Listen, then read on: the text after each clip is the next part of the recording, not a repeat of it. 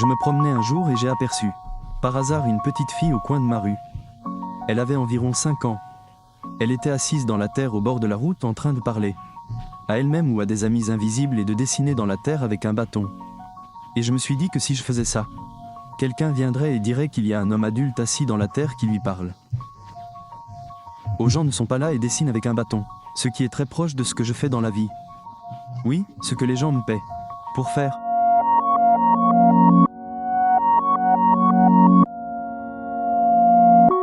Donc les deux choses que j'ai découvertes et les deux choses qui m'intéressent dans l'enfance. La première chose est que c'est un monde secret qui existe selon ses propres règles et vit dans sa propre culture.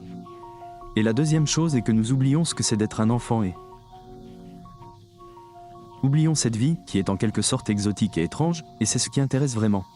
Aviez-vous vous-même un sens très développé du mal quand vous étiez enfant? Ou étiez-vous obsédé par la nature du mal ou? Je suis toujours plus intéressé par la question elle-même que par la réponse. Pourquoi me pose-t-on des questions sur mon enfance? Eh bien, c'est mon métier. Mais je ne me souviens pas d'une enfance particulièrement particulière. Et il me semble que la question principale est toujours: quelque chose de terrible a dû t'arriver quand tu étais enfant. Eva, tu n'écrirais pas ces choses horribles.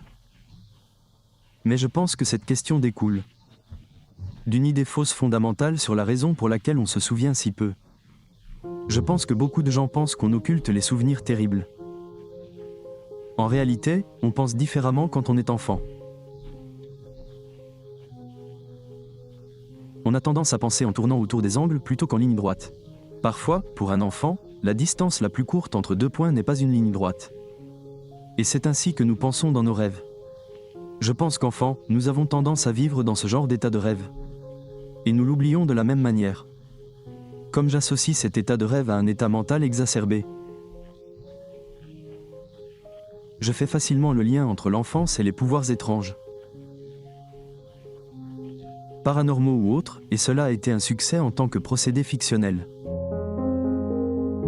Pourriez-vous nous parler de votre perception de l'origine de la peur?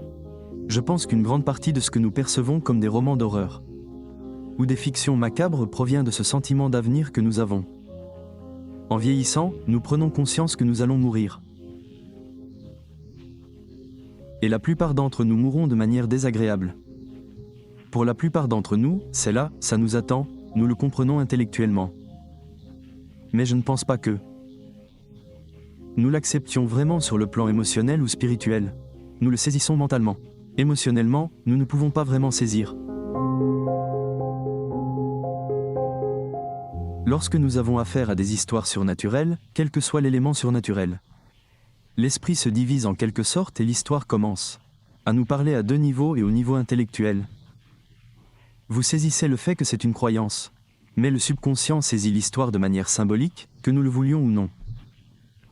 Je ne suis pas très doué quand il s'agit de symbolisme littéral réel dans l'histoire. Mais je me rends compte que vous avez affaire ici à des choses qui se substituent à d'autres choses.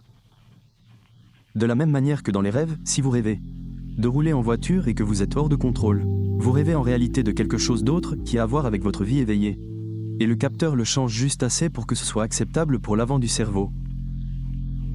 Et je pense que dans beaucoup d'histoires surnaturelles, nous avons affaire à des peurs qui existent à un niveau très pratique. Et entre ces deux niveaux, le cri en haut ou la croyance se passe et le murmure en dessous où le subconscient dit: oui, mais cela pourrait vraiment arriver si vous changiez juste quelque chose. Oui, c'est là que l'histoire peut réussir.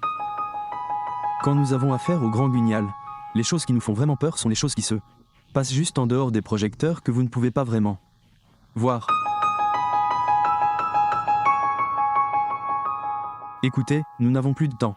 Merci Stephen King. Puisse ta muse te rendre visite souvent et puisses-tu continuer à nous effrayer et à nous épater et à nous divertir et à nous inspirer. À nous effrayer à la vie, pas à la mort. Merci Tom, puisse ta muse continuer à te rendre visite aussi. Ok, c'est Tom Smith qui te dit au revoir jusqu'à la prochaine fois dans l'émission de Radio Publique sur les livres. Point.